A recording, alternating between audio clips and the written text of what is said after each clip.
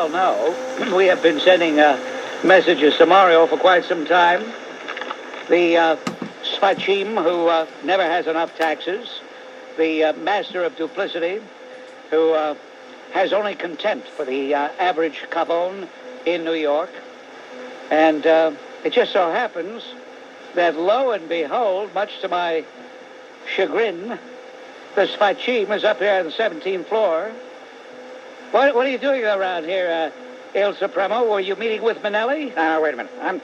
You already have too many politicians with shows here. By the way, there are politicians who appear on WABC, but now they think they're broadcasters. They like it so much.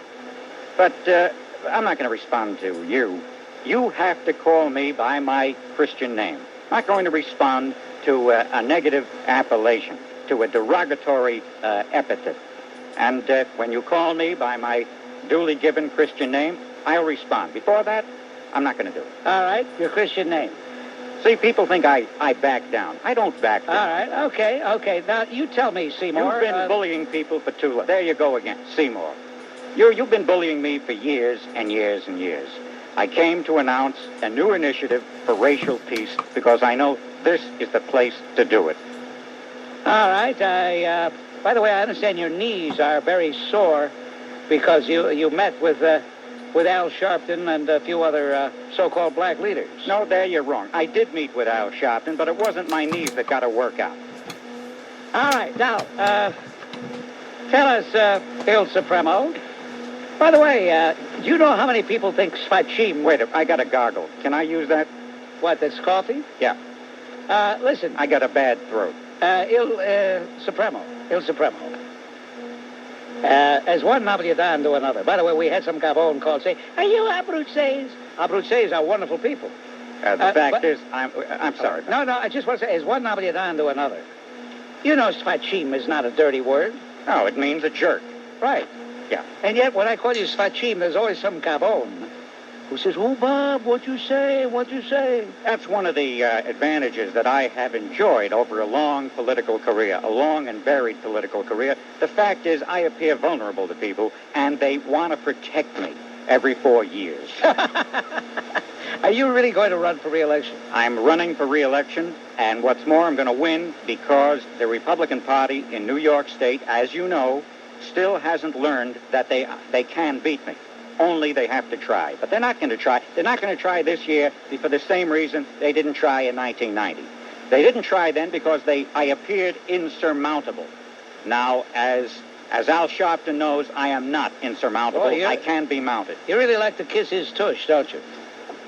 Let me tell you what the nature... Do you want me to go into substance? Yeah. Because I'm not here to trade. Well, let's use the mother tongue. Vaza del Ghoul. Ditto. Pardon me. Yes, Il Supremo, go ahead. As always, I know just what to say. I want to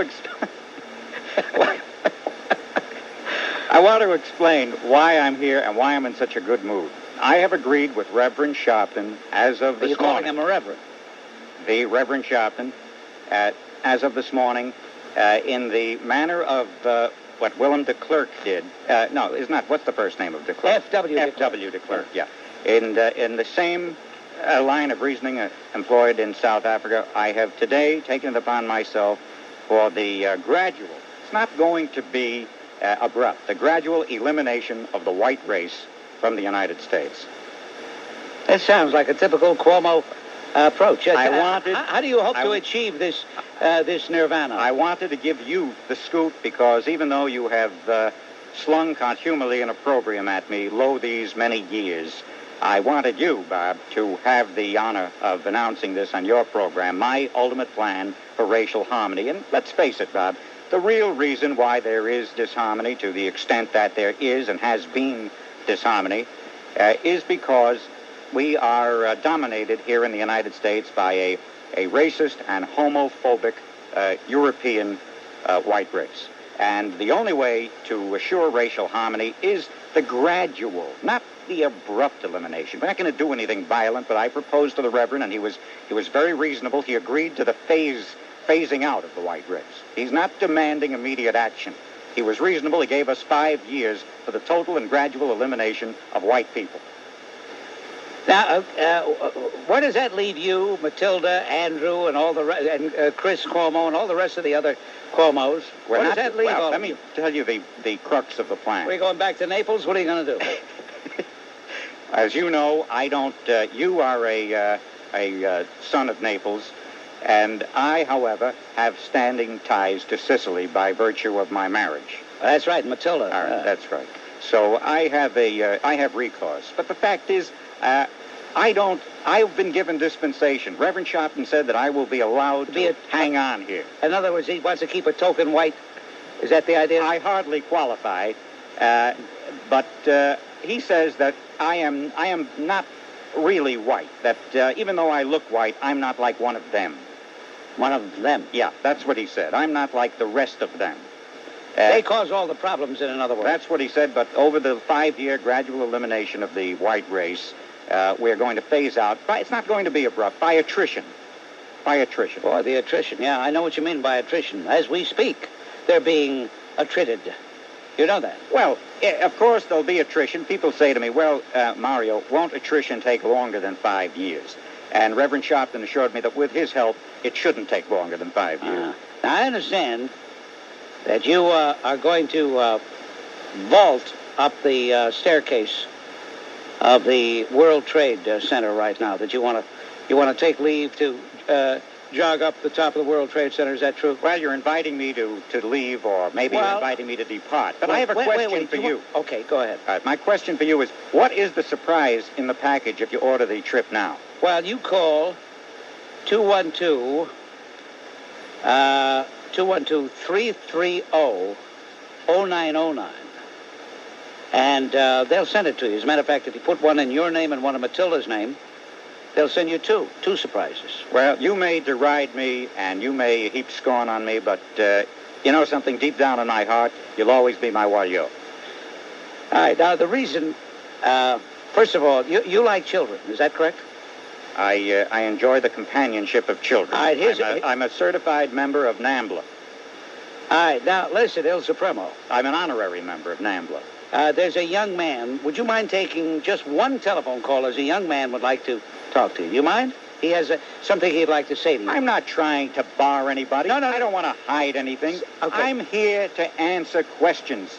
All right, this young man would like to say something to you.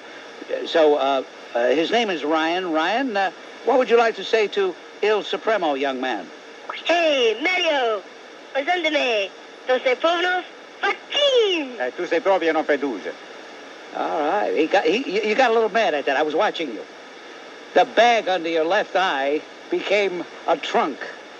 Well, those bags will be immortalized. They're probably going to... I'm destined for greater things. You don't know this right now, but the reason I turned down the Supreme Court nomination is because His Holiness in Rome has something planned for me.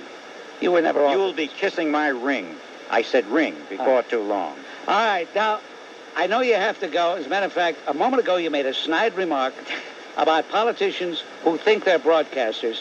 And you see that bald-headed fellow with the big nose out there? See that guy there? That real ugly guy that looks like a Halloween pumpkin that was batted around for the last 20 years? Well, He used to be the mayor of this city, and he takes umbrage. He just slipped me this note. I'm going to read this note. He wanted my job. Yeah. He wanted the job that I got at the same time, and that's when I coined the phrase, vote for Cuomo, not the homeowner. All right, now, I said homeowner. Now, here's the... That's why we're lowering mortgage rates, so more people can be homeowners. All right, now, here's the note that he sent me. Here it is. He says, Bob, as long as you have that censored in the studio, I will not come in. As soon as he leaves, I would like to come in to give a response to his snide remark, which was obviously aimed at me. And it's signed the mayor. He calls himself the mayor even though he's not the mayor anymore. You understand that? Well, we all... Look, you know, in this country, you maintain your title long after your, what about those people, efficiency has I faded. can't stand those people who call him and say, hello, mayor. You know, they kiss his... Anyway, thank you for coming in, Il Supremo. Thank you. I got to get back now. We're planning the attrition program. All right, Reverend Shopton, I'm coming. And what do we have here? A billboard? Ordinarily, you're here from 11 to 12. And as a matter of fact, you're not even here. You do your program from your office, don't you?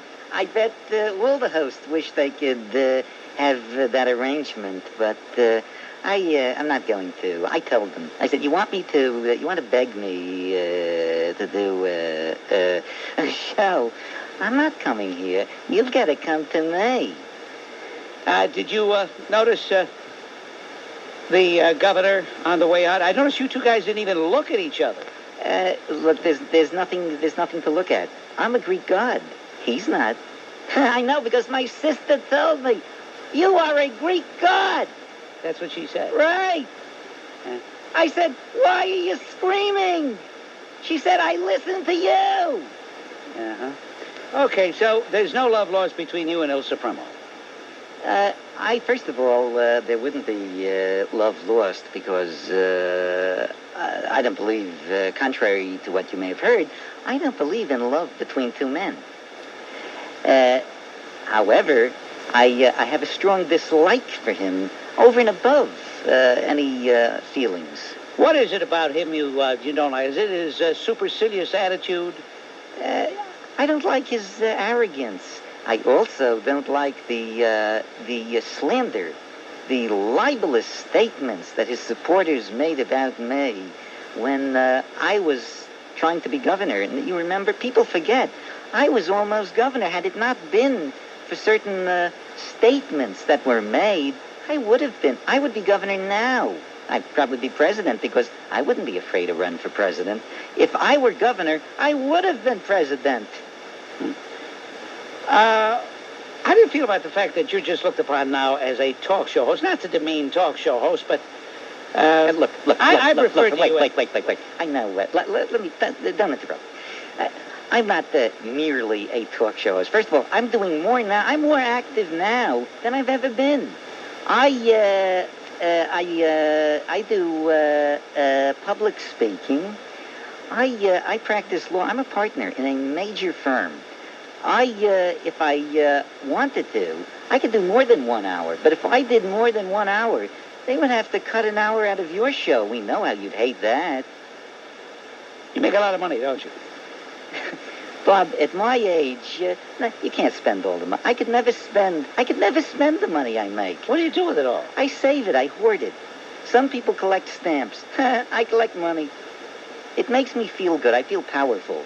I understand you, every Sunday morning, you lock yourself up in your study and you look over all your financial statements to see up to the second how much you're worth. And it's always going up, not going down, going up. I'm not ashamed to be a success. I'm happy to be a success. They say success is the best revenge. 4 years ago, when I was defeated by a man we both hold in such high estimation, really high esteem. I know how highly you think of the what is he?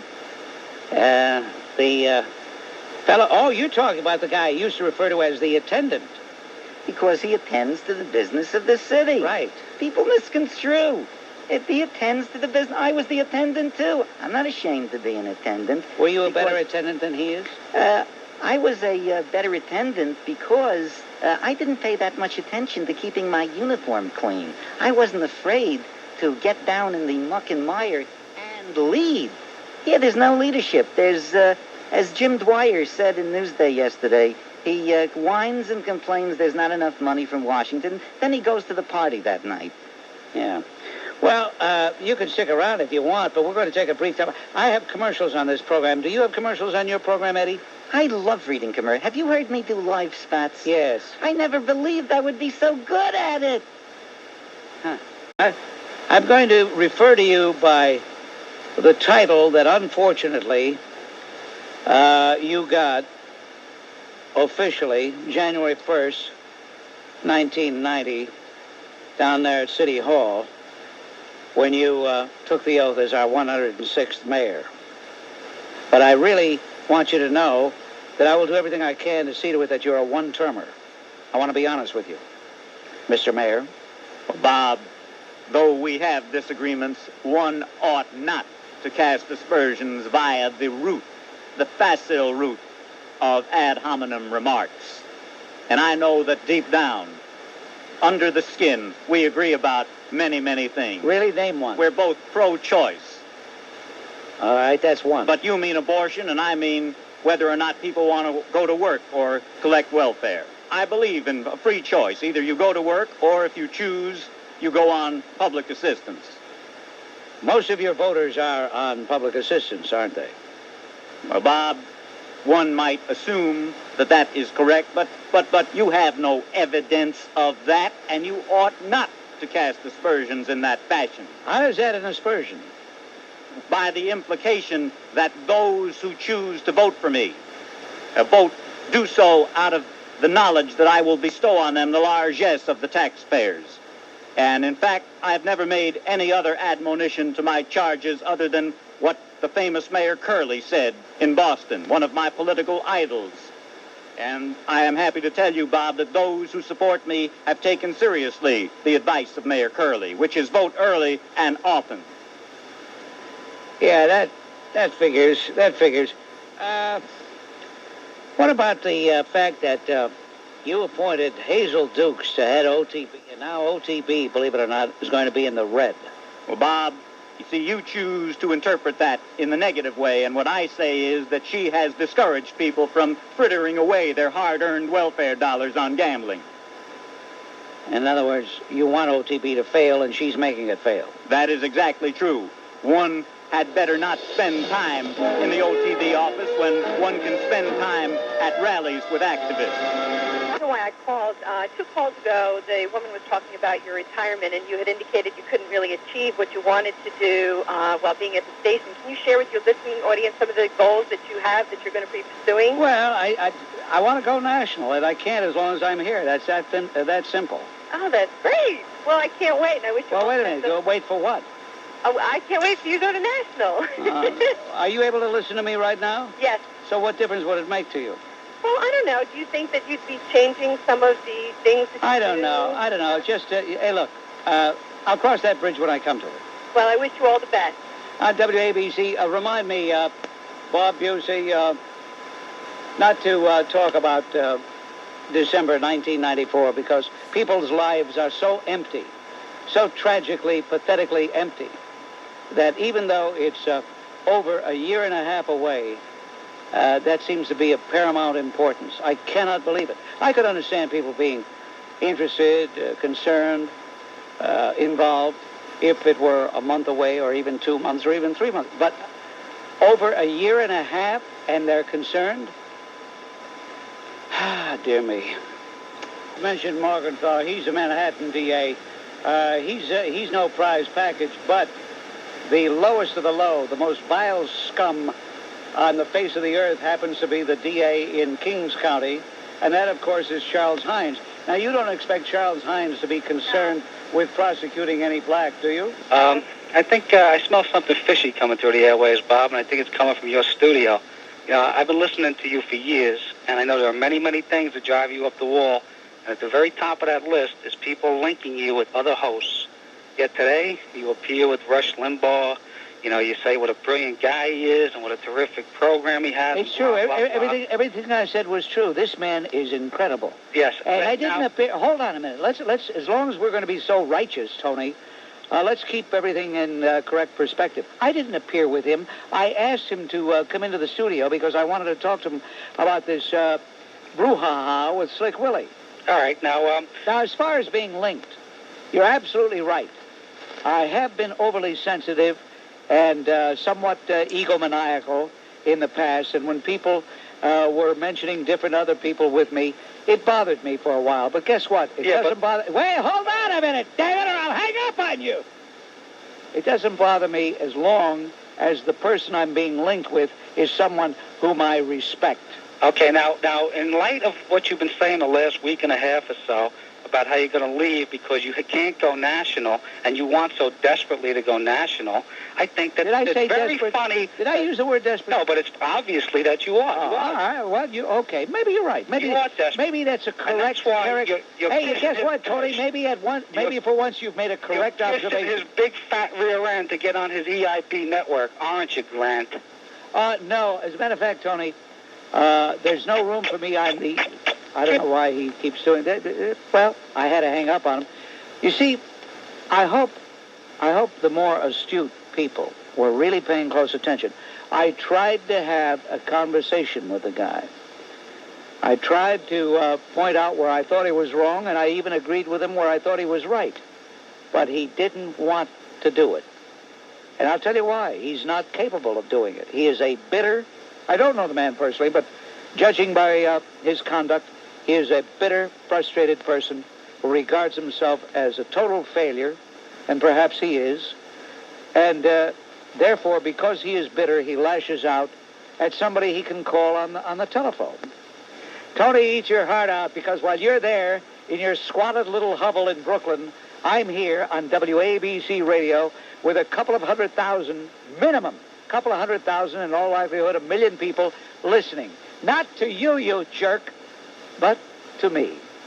Sweet, humble me. And the day you took your daughter to work, what about the sons? They don't count? And in Congress, believe it or not, they actually have a bill. It's called the Gender Equity in Education Act. And it would set up an office of gender equity at the Department of Education. An Orwellian nightmare, if I ever heard one. I mean, this is ridiculous. Pretty soon in Congress, they're going to have a law to castrate all men. Well, pretty much a lot of men are already castrated, it seems to me.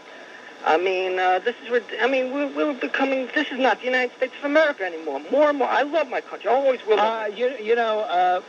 Some people might think you're exaggerating. Unfortunately, I don't believe that you are. But, you know, it's curious.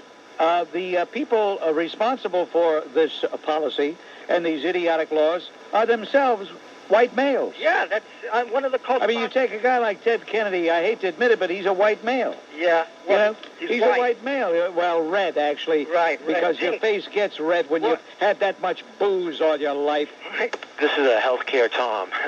And I want to talk about some of the proposals or what Vice President Gore said yesterday about there being a payroll tax being put on that really isn't a tax, but it should be considered a payroll premium. Did you see that? Well, Slick Willie really, and I don't blame him, he really has contempt for the intellect of the American voter. And you know why I don't blame him for having contempt? He got away with it. Because he got away with it. He figures, hey, look, if they voted for me in 1992, in spite of all the mishigas about me, they're a bunch of schmucks. And that's why he is able to take words, misuse them. For example, spending programs, big tax programs, $300 billion tax hike. He had the nerve not to call it a tax hike, but an investment. On Saturday, he said that the Republicans had not given any kind of specific spending cuts, to the budgets, and that they should do so. And today on the Congress floor, they showed letters where he thanked Congressman Kasich for his budget proposal that had $429 billion worth of specific spending cuts.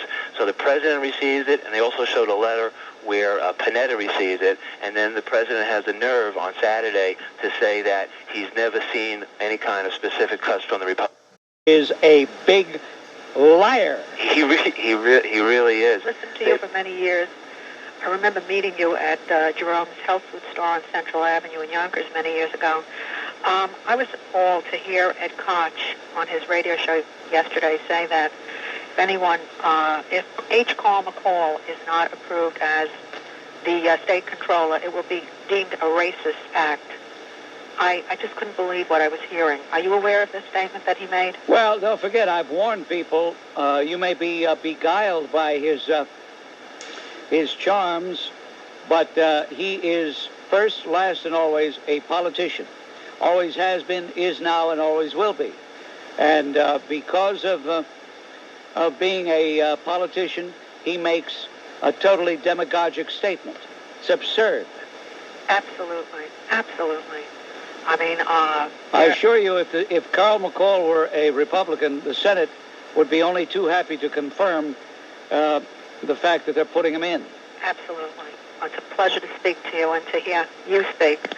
I will continue to your show, but I have stopped listening to the Ed Koch show. Well, sooner or later, a lot of people will feel the same way you do because, let's face it, he's a fake. Absolutely. All right, thanks. Bye-bye. I'm a fake. Racial issues in the city, and specifically what Dr. King once said about his dream. He had a dream where one day his children would be judged. I know. Don't quote that bum on this show, will you? But the thing is this, Bob, just the antithesis is happening in America today. White people are being discriminated against because of the color of their skin and not on the content of their character. I know. The whole thing was a farce. It's unbelievable. And this thing about this Reverend Nothington and this Reverend Jackson, who are supposedly putting forth civil rights. Now, what is civil rights? It's all people, Bob. It's not just black people. Where are they when all these things happen? It's unbelievable how they're just turning the other cheek when anything happens to white people. And our forefathers who put forth the Declaration of Independence and the Constitution, did they take into account quotas? 40% have to be black because it's a cross-section of our population. 50% have to be Hispanic or whatever it is. No, they said everybody has the right. I don't want to repeat it because, I'm sure all your listeners know what my point is. But it's just unbelievable how America is going up in flames, and Reverend Nothington and Reverend Jackson are at the forefront with the torches. And Actually, on a lighter note, gee whiz, doesn't the president realize that he makes a fool of himself when every time he makes a public appearance, the hair is a different color? It's amazing. I tell you something.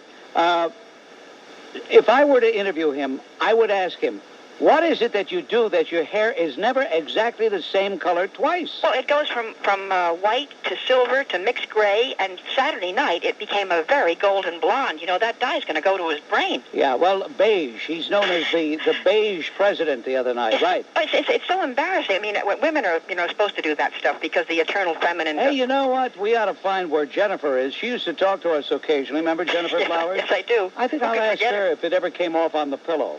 Okay, thank you very much. What's that? But I had occasion to have a lunch with a client today, and lo and behold, two fine sales ladies from our organization here. They're smoking.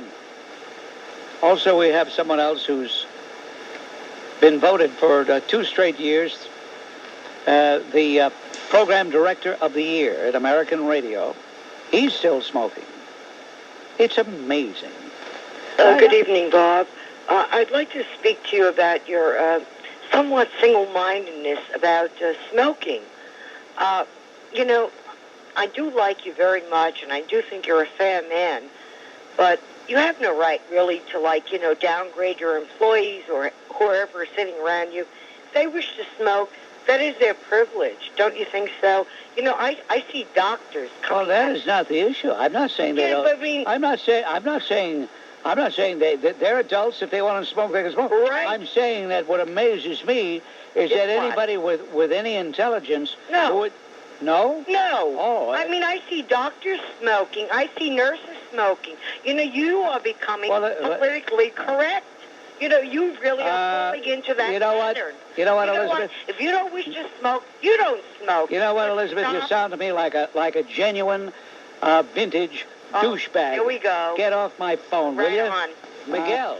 When I had called the program, your screener explained to me that you were retiring.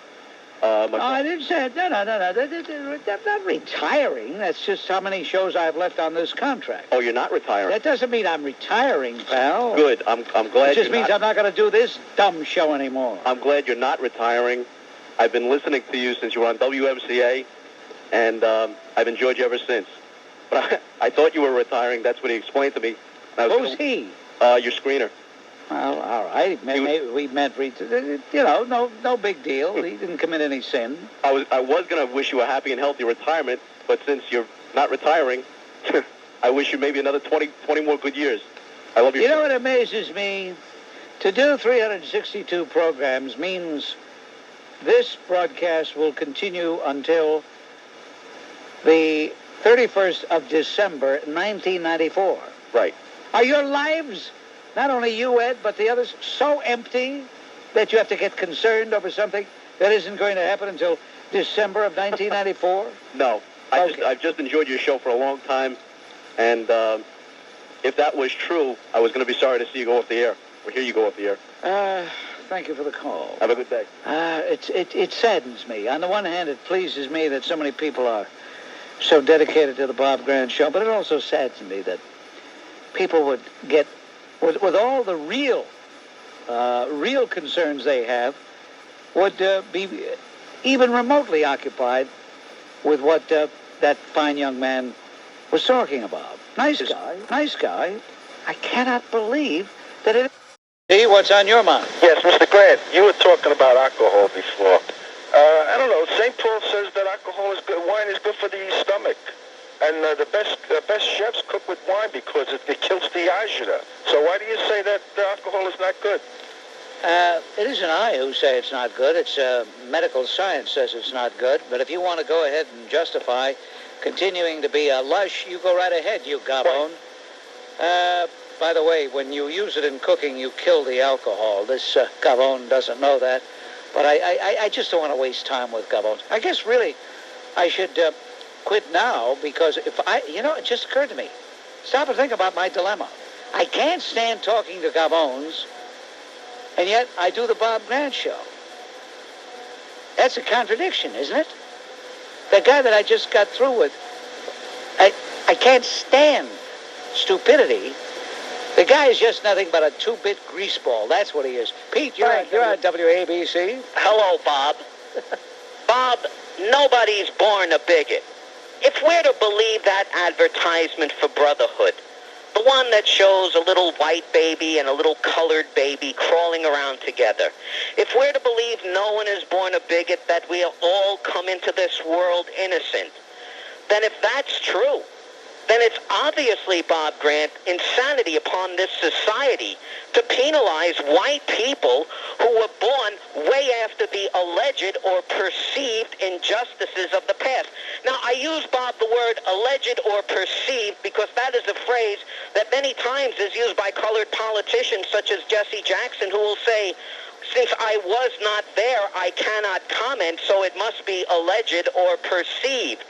Are we to penalize innocent people for these alleged injustices of the past? Bob, I ask you, at what point do these alleged or perceived injustices of the past, will they be rectified? And even more importantly, Bob, who is to decide who will rectify these alleged or perceived injustices of the past?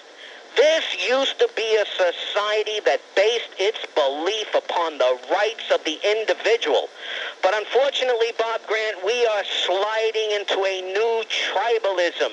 We are sliding into a new tribalism that puts the rights of the group above the rights of the individual. And because of the new tribalism, this society is penalizing innocent white people. When Jesse Jackson talks about his rainbow coalition, you notice, Bob, he always says at the end, and poor whites. Well, let me ask you, if you are a poor white person, you would have to be stark, raving mad to support any affirmative action program which penalizes you. Because since you've never done anything or had any opportunity, because your economic level is just as low as colored people, why the hell should you give up your opportunity? It is because of this new tribalism that white people are losing this country. Isn't it obvious, Bob Grant, that these programs that the social engineers enact without the assent of the people of this country are insane? Why, it's like giving a new cancer drug that's been totally untested to a cancer patient. There are no guidelines. There's never been any experimentation. Someone decides to enact these programs. When are we going to learn that these programs have destroyed a race of people? They have literally infantilized colored people in this society. You hear it on the phones when they call you up. They're not responsible for anything. Isn't that what an infant says? Isn't that what a child says? I bear no responsibility. How can they? When they're propagandized 24 hours a day that they're the victim, when they're propagandized 24 hours a day that this society is racist, and since they're propagandized that this society is racist, how can they obviously want to be responsible for anything? Bob, I put this question to you personally because I think this will really bring home what I'm trying to say. The next time you see your beloved grandchildren, look them square in the eye. And remember, Bob, that your grandchildren's grandchildren will be held responsible. Thank you. Vintage Frank, ladies and gentlemen, magnificent. And I hope he is on that tour. We'll have a lot of fun together. What an honor to have Frank from Queens give me a nice segue, speaking about responsibility. I heard the attendant as a guest on the Lynn Samuels show the other morning. Lynn asked him a question about the Haitians being allowed into New York City by the liberal judge down in Florida. And, of course, the attendant took no responsibility and blamed it all on the judge. Bob, I can only say that, once again, the attendant showed that he's just like our feckless president. They're both liars. And that's all I have to say today, Bob. You're doing a great job, and I appreciate you each and every day. Thank you, Greg. Credit. Well, I'm paying the price for having a huge audience. I'm paying the price for having a high rating, and that is that along with the many worthwhile people, there's also a lot of debris, human debris that gets in. And I know that's all, part of the territory, but it's like being in the trenches so much. You get a little weary every now and then. Ask you about the rottweilers. You were talking about them earlier. Yes. I have one. I mean, they're a really good dog. They are not a good dog. They're vicious wild beasts. It's the people that own them. Oh, yeah. It's always the people who own them. It's the people that train them to do that stuff. Like the people down in Willingboro, where I live, they train them to fight. And then they don't keep control of the dogs. The dogs get loose, and then you have problems with them. Get a nice little pug, will you, pal? Get a nice little pug. I don't know why people don't have pugs and English bulls. Good-natured animals. They're such cute creatures. I love those pugs and those English bulls. Bad, not to use any other word. Well, what words do you object to? Well, I don't even want to say it. It's sfacc, Well, sfaccimm is okay. Let me tell you. What does it mean? It means jerk. No, I beg your pardon. I'm sorry, Edward. I've checked this out. Right. I have checked this out, and sfaccimm means jerk. It doesn't mean what some gavones think it means. Right. The other words maybe aren't okay, but sfaccimm is okay. Well, I'm sure you can find another word. Well, I don't want to find another word because I can't stand Mario Cuomo. Okay? Yeah, Bob, I want to ask you a question about these two messengers that always pick up the tape. Oh, yes. You mean the tape for insertion, you should pardon the expression, into the Radio Hall of Fame Museum? That's it, Bob.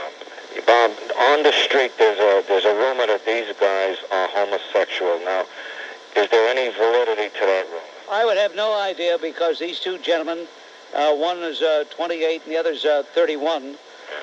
These two young men, they come in their uniforms, immaculate. They are very proper. They come in and they tell the gentleman of distinction at the controls, they say, here is our order for the tape from the Radio Hall of Fame Museum. The guy reads it. They take the tape, wrap it in the gold foil, and they're gone. Yeah, Bob, but their predilection for the boots, the leather boots. They do have, they have black, the standard boots, and the tan uniforms with the caps. They almost look as though they're policemen, but they're not. Bob, do they wear epaulets? I beg your pardon? Do they have epaulets on their jackets? They do have epaulets, they do. Uh-huh. They do have epaulets.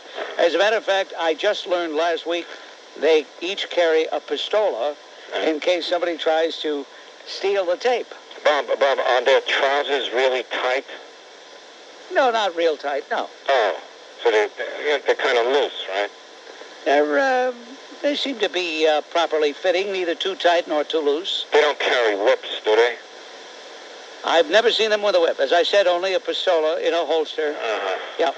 No, but I've been hearing the rumor, It's been bothering me. I know, Nunzio. I hope you can relax now. Okay. All right. I wonder if this hour will be accepted by the Radio Hall of Fame Museum. Nunzio's call might have tipped the scales one way or the other. Good afternoon, Mr. Grant. I'm a member of the local 1262 Food and Commercial Workers Union, and I want to talk about the current labor dispute, if you let me. Yes? I just want to say that, Bob, all we want to do is keep the benefits and working conditions that we currently had in our previous contract. We're not looking for salary raises or more benefits. and management wants to take all this stuff away from us. I just want to say to your listeners, please do not cross the picket lines at Pathmark, Foodtown, Grand Union, and the ShopRite stores. Please support us and do not shop at those supermarkets. Well, if people listen to you, they're stupid then, because then they're just going to help you win your strike. And who's going to wind up paying more at the grocery store? It's going to be the people that you're telling not to cross the picket line.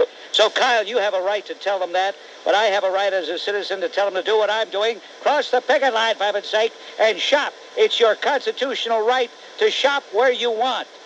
Thank you. But the phoniest thing that Clinton did early in his career was when he adopted the name of his stepfather, even though his stepfather, Clinton, was an abusive drunk who beat up Clinton's mother. So he took that name of Clinton because I guess President Blythe didn't have a good ring to it. Is that phony? Is that a hypocrite or what? Yeah, I don't think he would have gotten elected if he kept the name Blythe. Exactly. Yeah. That's the phony he is. That's his real name, by the way, ladies and gentlemen, William Blythe. Yep. I'm calling about the failed boycott of Colorado during the winter by the gays and lesbians. Yes, isn't it wonderful it failed? It sure is. You know why? Colorado had its most recorded skier days in history. Well, I think they pushed too far, and I think a lot of people who really aren't guilty of homophobia, who don't hate homosexuals, said enough is enough already, for heaven's sake. They're not going to tell us where we can go, where we can't go. This arrogant swine, this super bitch, Barbara Streisand, who in heaven's name does she think she is? Well, I think she's more supercilious than she actually thinks she is. Now, John, think about what you just said. Thank you for the call. All right, let's say that was John of Rose. The word racist that actually cripples people. It's the fear of what comes behind that. In other words, growing up here in New York, I remember back about 30 years ago when the rioting began in 64 or 65, and I noticed not too many people even discuss that now. There was vast rioting not only in New York, but all across the country, I believe in the 60s. And I think that this is in the back of people's minds, especially the public figures, that they're very intimidated by saying anything that might get the certain community upset. And we have certainly, in 1990 something, we have the Al Sharptons there, very ready and willing and able to threaten to cause a rioting based on somebody. Well, why don't we just run up the white flag and surrender? Well, why don't we just sit down and surrender then? Why don't we? How stupid! How stupid! Well, it's not stupid, Bob, because I agree with you. This is the problem. I mean, this is. I was very greatly. You're a cagazote yourself, I could tell. No, Bob, I was greatly disappointed in Mayor Lindsay when I was a youngster, and I saw that the rioters were getting away with murder, literally, and nothing was being done. And this set the tone for the atmosphere that's been created. And it's not only the rioting; it's the criminality that's been let loose here, and the spinelessness of the criminal. All right, okay, thank you. The effect is still the same. Take a breath the next time you call, will you? Yeah, you know it is. You're asking a rhetorical question. Sorry about that. One more thing. Oh, I'm crazy about you, even if you yell at me. One more thing. Slick Willie, this man is such a disgrace. The thought of him going to the cemetery of our dead servicemen, absolutely, I think one general or commander said it would absolutely nauseate him. And this man, with his $50,000 jogging track, you know he has never used it? What kind of he's a disgrace. Yes. All right, thank you, Bob. Thank you, Bob. Okay. I wonder what kind of whiskey does that to a voice over a long haul. I mean, or is that, maybe it's smoking. Non-filtered cigarettes or filtered, it doesn't make any difference. Bill, what's on your mind on WABC? Hello, Bob. I'm calling from a payphone in Roland 680. I hope it's not too noisy. So far, so good. Okay. I've talked to you before, but as Bill the Wall Doctor, I've gone back to my old profession of truck driving, and I use the Jersey Turnpike a lot. Now, Tuesday afternoon, I was getting back on the pike at exit 15E. I had just had the best sandwich of my life. So when I pulled up to the booth, I said to the girl, happened to be a black girl, I said, I just had the best sandwich. She closed the door in my face, gave me the finger, and said, F you, white boy. Right. I have no idea, Bob. Now, this is the second time this has happened to me on the Turnpike. Wait a minute. You were at 15E. 15E, getting on the Pike. I had just had the best sandwich of my life off of a lunch wagon. So I wanted to tell her. Well, I don't understand why you should even bother telling Well, her we were just making passive conversation as I passed through the toll booth. Just saying hello, more or less. After she did that, I said, F me, no. F you. I went back in and I wanted to sign a complaint with Sergeant Macaluso, who happened to be the supervisor on duty. He gave me the address to send a complaint to, but I went ahead and called down there in New Brunswick anyway and registered my complaint over the phone. They're going to send me something through the mail. Now, when I got off the Turnpike, I got off at exit 14 to get on Route 78 to go home. I said to the toll attendant there, do you still have the black girl here that curses white people out? And he looked at my toll ticket and he said, no, she's where you just came from. Now, this is the second time she had done this to me. And both times was with a racial slur. Well, why do you... why do you feel it necessary to make absolutely banal conversation with someone who's not hired to engage in conversation with you, but to provide you with a ticket or take your toll? I don't understand guys like you. Well, I just making conversation. Why? Why? Why are you making conversation? I don't make conversation when I go through the toll booths. Well, I don't want to talk to those people. They are rather crude and no, but I don't understand why you're making conversation. Why do you make conversation? It was just something to say as I was... cut it out, something to say. You gotta get my nerves. No wonder she talked that way to you. Did you hang up? He hung up. I don't know. It sounds like a fake, phony call to me anyway. I just had the best sandwich I ever had, he says there. Hey, if you're still listening, you creep. No wonder she hung up on you or whatever she did. Something not quite right about that guy. And they're millionaires as it is. When you get a moron like you had on yesterday calling up and saying, well, what do these people in the supermarket strike want? They're already making $10 an hour, as if that's some kind of princely sum. And they're not even striking for more money. They're striking to hold on to the meager health benefits that they have. They're a bunch of bums. That's what they are. They're working people. And I think that people who observe their picket line are cutting their own throat. Tony, are you on strike? No, I'm not on strike. God bless you. Don't go on strike then. All right. Stands around, it even starts. What I'm offering here is you can either accept them for yourself, or if you want to have like a contest or something like that for the listeners out there who might want to call in and try and win the tickets. If you want to take one, I have 2 seats. If you want to take one and maybe a caller who might call in and agree to hold up a sign that says impeach Slick Willie or something like that, they can go. I have Yankee tickets too for next week, but I don't think you're a Yankee fan. Well, I'm sure I'd love to go. I'm going to tape the game. I already set my VCR to program it. Tucker, I'm sure that you have a lot of friends whose lives are as empty as yours, who would love to go to those banal, meaningless contests. Empty? What do you mean empty? Well, you got to have an empty life if... Empty? I have a girlfriend. I'm going on vacation. I have 2 season tickets. I mean, how could you call my life empty? It's empty because you're concerned about tickets to some athletic event. Can I tell you something?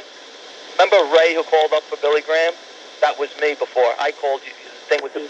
And I tell you this, the Democrats have a policy, and it has worked for them in many, many cases. You know what it is? As soon as you get in, raise the taxes, get it over with, and the stupid gavones in the voting public will probably forget. Forget 3 years from now. Now, Flim Flam Florio is hoping that people will have forgotten the $2.8 billion tax grab. I don't see how they could, but who knows? He's right about one thing. People are gavones. Thank you, Jan. You're welcome. Yeah, I agree with this George that you called an idiot. By these guys... George the atheist? Yeah, by these guys standing up and turning their back to Bill Clinton, it's not only being immature, but disrespectful. Well, that's the idea. They want to demonstrate that they have no respect for this man. Well, yeah, that's exactly the idea. Well, it's one thing disagreeing with a man's stance on a water. Well, how else are they going to demonstrate that they are offended that he has been invited to speak at a place they feel he doesn't even belong? Well, you didn't let me finish. It's one thing disagreeing with a man's stance on a water. It was 25 years ago. It's another thing to disrespect the current president. And if you agree with it, make sure it's bonito. Just like you called George the idiot. I agree they're wrong. I believe they're wrong. They shouldn't do it, Bob. There's a proprio no cavone. All right. All right. I can't believe it. How does that make me a pervert? Why would anybody wish AIDS on any other human is beyond me. Well, wishing it on someone and wishing on someone and saying it would be delicious if that were the story are two different things.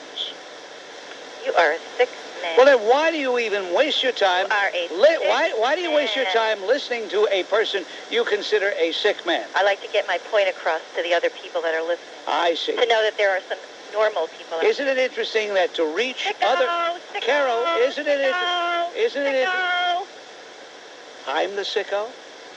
I'm the sicko? Look at the way you're acting. Delicious. It would be delicious to have the president be HIV positive. You know, that is a sick thing to say, Bob. Carol, if you think I'm sick, then how are you conducting yourself right now?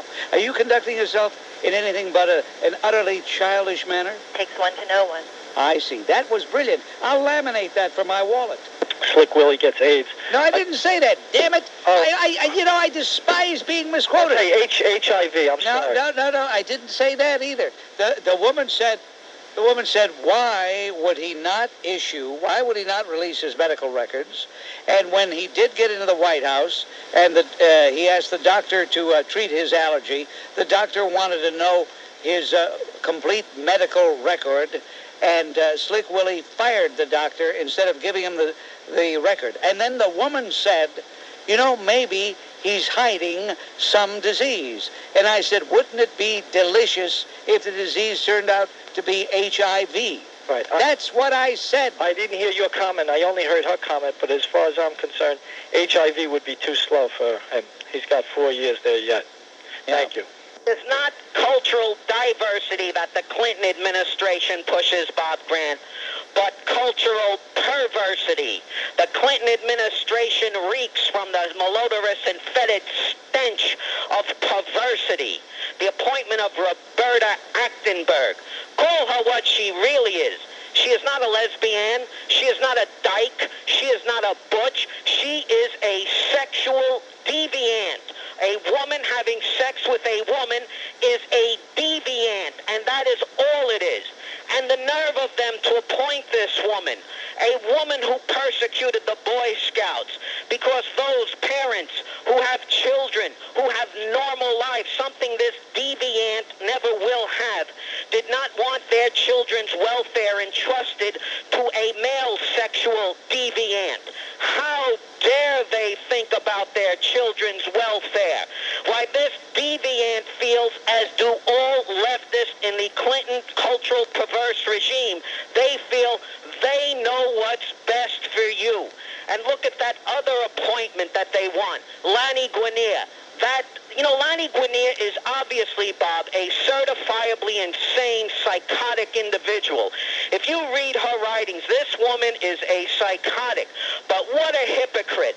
I doubt when she goes before the confirmation hearings and spews out her sickness, gives her sick plan for minority rights over majority rule, which of course she hates because she is anti-Western, anti-democratic. Would they ask Lani Guinier if she believes in black majority rule in South Africa? They'll never ask her that, because if they do, they know she'll be exposed as a hypocrite. The appointment of downtown, out-of-town Lee Brown as drug czar, that worthless, shiftless, no-account bum couldn't clean up one block in Washington Heights, and they entrust the welfare of the country to him. And look at who Clinton surrounds himself with. That scum of the earth from Hollywood. Bob, I'd rather clean dog puke from the gutter with my bare hands than ever say I associated with that scum from Hollywood. Harry Thomason, his slimy, hypocritical ilk oozes concern for humanity from every pore of their being. They're so worried about the working class of America. They're phony, greedy, grasping, thieving, avaricious types. He got those 7 people dismissed from their job because Harry Thomason, Bill's buddy from the backwoods, wanted a piece of the action of the White House. What an incredibly hypocritical fraud he is. When we see the Clinton administration's appointments, you have to realize, America, this is Marxism for the 90s. They've slickly repackaged Karl Marx. They don't call it that. But but in its very essence, its very philosophy, it's there. And why does the government continue to allow lice and vermin to stream across America's borders?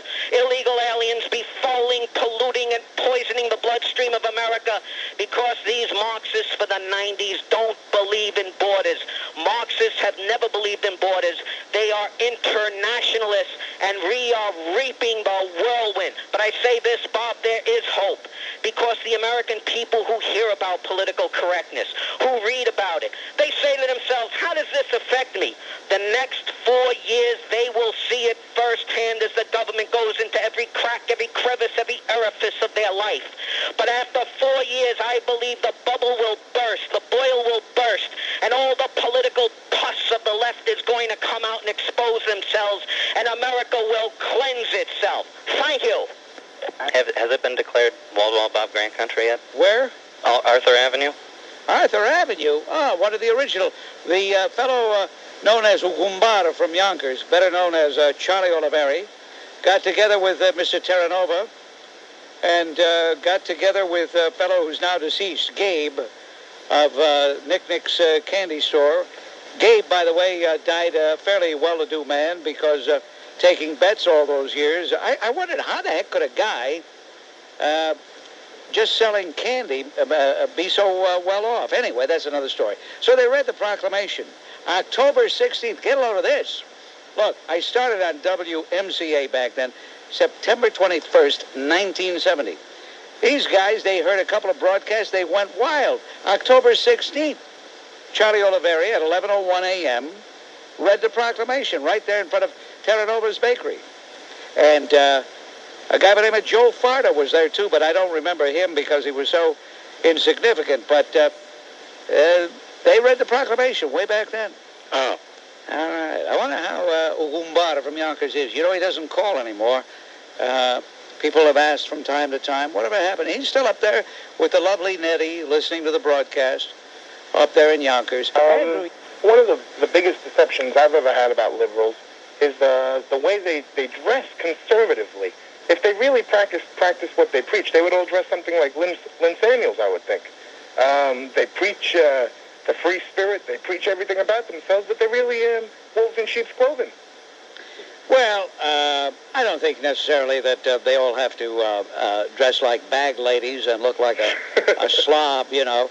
I know there's a You just brought up Florio, and I wanted to know if you saw that sickening thing where he got the Profile and Courage Award from the Kennedy family. Yeah, well, you see... Like that's supposed to make us really want to vote for him. That really makes us want to not vote for him even more.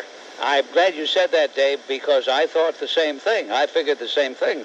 I thought that anybody would see that drunken bum, that sot, that guy that got away with murder, that jerk of jerks, Ted Kennedy, he's giving him the award. That should turn off a lot of people. Yeah, of course, the pompous Kennedys love when their rich friends, rich little friends, take money from the working man.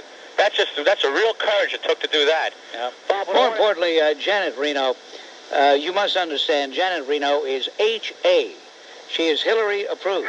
Tell me. No, that's true. She's Hillary approved. And you just take one look at this monstrosity, and you realize, of course she's Hillary approved. Take a look at her. But she serves a purpose, a real good purpose, as far as alcoholism goes. What do you mean? If I ever woke up alongside of her, I'd never drink again. Well, you're not likely to wake up alongside her. You're the wrong gender. What did I tell the caller? You said you weren't too sure about it. No. If you were listening, pal, okay. I said, what about the Marines who are there on duty? They're in uniform. You weren't listening. Get off my phone. If somebody's not listening, I have no patience with them. Sal, you're on. Also, Buchanan had the Guillons to ask Jackson toward the end of the show what he thought about Lonnie Guinier and President Clinton's nomination of her, et cetera, and talking like he has a mouthful of mashed potatoes.